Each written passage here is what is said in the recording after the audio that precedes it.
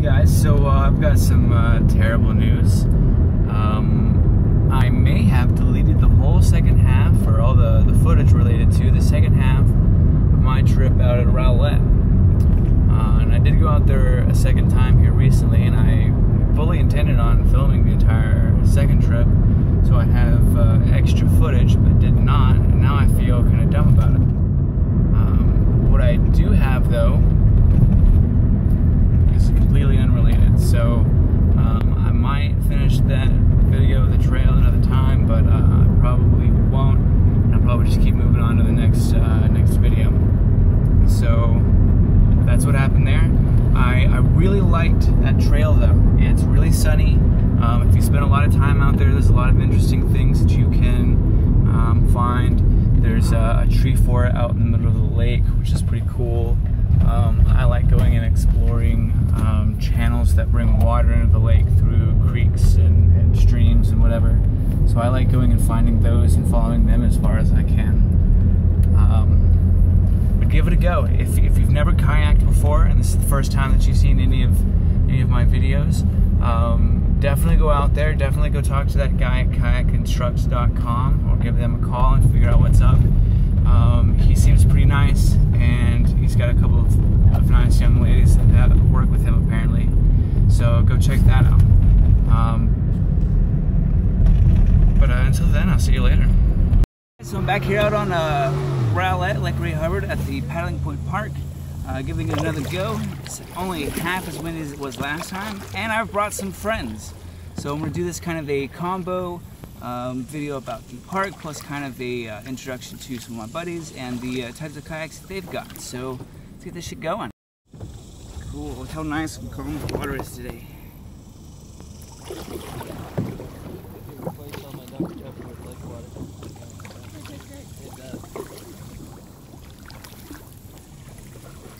Oh yeah, and I got my brother out here too. What's up? Say hi, Zach. Hello.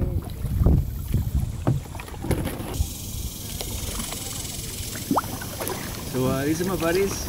That's Joey there on the right, Dustin there on the left, and his girlfriend there in the middle. And they're on some inflatables, which I think look pretty nifty.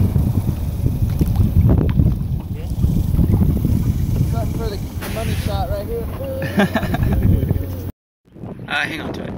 So this is the Intex Challenger K1 inflatable kayak. It's got a storage bungee on the front, and it's got a set of roping on the back that you can use for crossover ties. These guys, we've been out here for a couple hours already, and they don't seem to be having much problem staying comfortable.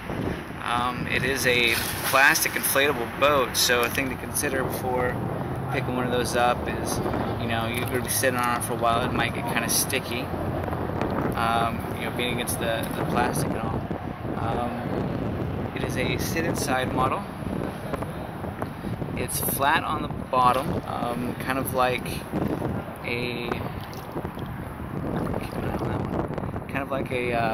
sleeping inflatable mattress, but it does have an attachable keel. It's about probably about 4.5 inches long or so, so that you keep yourself some stability in the water like that. It's pretty easy to get in and out of. The compressibility of the side of the boat makes it pretty easy to squash a little bit of that down and hop up into it. This guy's been in and out, trolling around looking for stuff on the shoreline all day. So if you can get them for cheap, these guys say that they paid maybe $50 for theirs. Got them on sale. So if you can find them on a deal, on a discount, then inflatable kayaks are not a terrible way to go. So that's what footage I thought of shooting of that kayak, knowing full well that I was going to do a review video for it. So that, again, is the Intex, which is the brand, Challenger K1, which is, I guess, the model name. You can find it on Amazon. I'm going to set a link to it down in the description. Go straight to it on Amazon. I want to say it comes in like a little carry duffel. So the boat, the keel, the oar that it comes with an oar, and the high output hand pump for inflating it all kind of are supposed to pack up into this little bag that you can toss in the trunk or the back of the car. They were able to put 3 in the back of a truck without even me really noticing that it was even back there to begin with. So let's go over some pros and cons. I like pros and cons list. Pros, it's affordable. If you're not doing a lot of high stress adventuring or fishing or going into waters that might have a lot of dangerous stuff lying below the surface, like sharp branches or rebar or anything like that, then it should be a fairly decent kayak to take out for paddling around and doing some recreational stuff. It's really light. I mean, it probably doesn't weigh a fifth of what my kayak does because it's mostly air and plastic.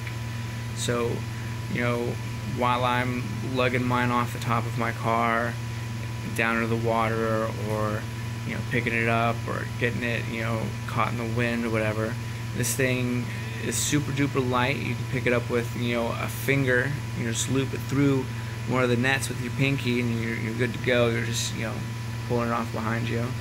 Another positive thing is it comes with so much of the important things that you'd need. When I bought my kayak, my hard body one, I had to go out and immediately get a paddle. So it comes with a paddle, comes with the air pump, comes with the storage bag, comes with the boat, comes with the keel. $5 more and you've got a life jacket and you're good to go. Cons though, negatives. Can't really fish in it.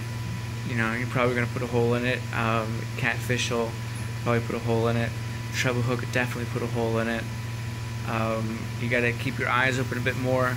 I can run over pretty much anything I want and not really worry about putting a hole in the hull. Put a hole in the side of my boat. These things, there's no telling how durable they might be. And it's plastic. Plasticky, rubbery, polyethylene. I don't really know.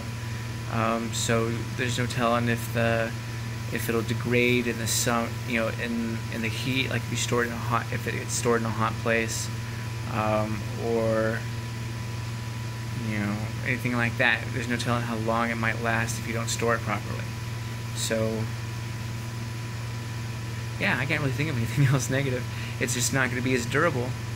But even if you have to go buy a new one every year or every couple of years, it's still going to take you a couple of those, a couple of them to add up to what I spent on my kayak. Oh, here's another negative thing. You can't modify it quite as much, or at all.